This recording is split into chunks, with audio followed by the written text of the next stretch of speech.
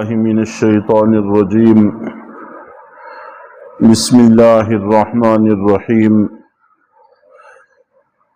اولما اصابتکم مصیبت قد اصبتم مثلیہا، جب تم کو ایک مصیبت پہنچی تھی کہ جس سے پہلے تم دشمن کو اس سے دگنی مصیبت پہنچا چکے تھے۔ غزوہ احد کا تذکرہ چل رہا ہے اور اللہ رب العزت غزوہ احد کے معاملات کو دہرا کر ذکر فرما رہے ہیں، اس لیے کہ مسلمانوں کے لیے صدمہ بہت بڑا تھا، ان کے دلوں کو اطمینان حاصل نہیں ہو رہا تھا، اس لیے اللہ رب العزت دہرا کر باتیں ارشاد فرما رہے ہیں تاکہ ان کے دلوں کو اطمینان ہو جائے۔ جیسے کوئی بھی والدین اپنی اولاد کو کسی افسردگی کے موقع پر بار بار دہرا کر بات ان کو سمجھانے کی کوشش کرتے ہیں، تو یہاں پر بھی اللہ رب العزت کمال مہربانی کمال شفقت کے ساتھ دہرا کر بات ارشاد فرما رہے ہیں کہ تمہیں یقیناً بہت بڑی تکلیف پہنچی ہے کہ 70 افراد شہید ہو گئے ہیں، اور تم اس سے پہلے ان کو اس سے دگنی تکلیف پہنچا چکے ہو۔ تمہارے صرف شہید ہوئے تھے اور ایک بھی شخص گرفتار نہیں ہوا، اور تم نے ان کے 70 قتل بھی کیے تھے اور 70 کو گرفتار کیا تھا۔ جو گرفتار تھے وہ بھی تمہارے ہی رحم و کرم پر تھے، چاہتے تو ان کو قتل کر دیتے، لیکن تم لوگوں نے ان کو زندہ چھوڑ دیا فدیہ لے کر، یہ تمہارا معاملہ تھا، لیکن بہرحال اللہ تعالیٰ نے تمہیں ان پر قابو عطا فرمایا تھا۔ اور اس حد تک صحابہ کرام پریشان تھے، قُلْتُمْ أَنَّا هَذَا، کہ تم کہنے لگے کہ یہ مصیبت کیسے آ گئی۔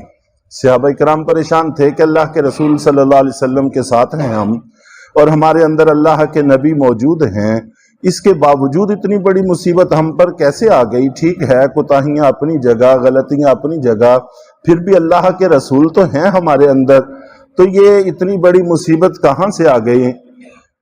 قُلْ هُوَ مِنْ عِنْدِ أَنفُسِكُمْ، تو اے پیغمبر آپ کہہ دیجئے کہ یہ تمہارے اپنی طرف سے ہے۔ جب بھی کوئی حادثہ پیش آتا ہے، انسانی کوتاہیوں کو اس میں دخل ہوتا ہے، تم سے ہی غلطی ہوئی تھی جس کے نتیجے میں یہ کچھ ہوا۔ ان اللہ علی کل شیء قدیر، یقیناً اللہ تعالی ہر چیز پر پوری قدرت رکھنے والے ہیں۔ وما اصابکم یوم التقى الجمعان فباذن اللہ، اور جب تم کو مصیبت پہنچی جس وقت دونوں لشکر آپس میں ٹکرائے، مشرکین کا لشکر اور مسلمانوں کا لشکر آپس میں ٹکرائے، فَبِإِذْنِ اللَّهِ، تو یہ جو تکلیف پہنچی تھی یہ در حقیقت اللہ کے حکم سے پہنچی ہے۔ ہر معاملہ اللہ کی تقدیر کے مطابق ہوتا ہے، طے شدہ پروگرام کے مطابق ہوتا ہے۔ پہلے اپنی تیاریاں مکمل ہونی چاہیے اور کوشش کرنی چاہیے کہ کوئی کمی باقی نہ رہے، پھر نتائج اللہ پر چھوڑ دینے چاہیے، وہ مالک جیسے بھی نتائج عطا فرما دے تو بس اس پر راضی رہنے کی کوشش کرنی چاہیے۔ تو یہ اللہ کے حکم سے ہوا ہے۔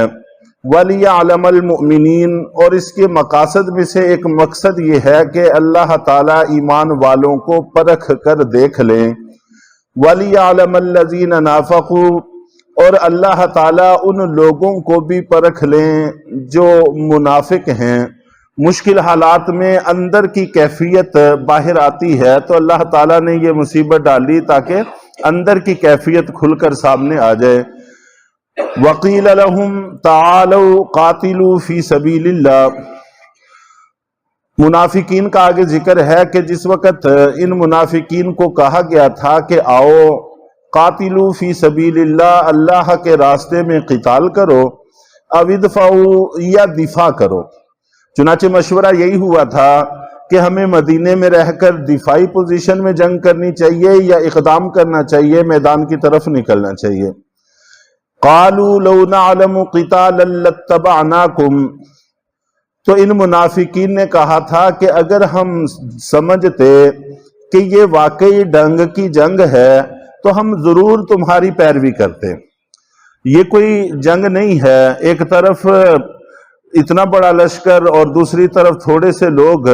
اس کو جنگ نہیں کہتے، یہ تو خودکشی ہے۔ تو اس طرح کی باتیں کہہ کر انہوں نے مسلمانوں کو تکلیف پہنچائی۔ ہم للکفر یومئذ اقرب منہم للایمان،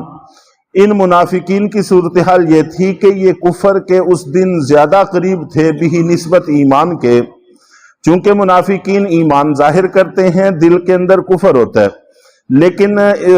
صورتحال ایسی پیدا ہو گئی کہ ان کا کفر کھل کر سامنے آ گیا، اور ان کی باتوں سے واضح طور پر یہ بات محسوس ہو رہی تھی کہ یہ کفر کے زیادہ قریب ہیں بھی نسبت ایمان کے۔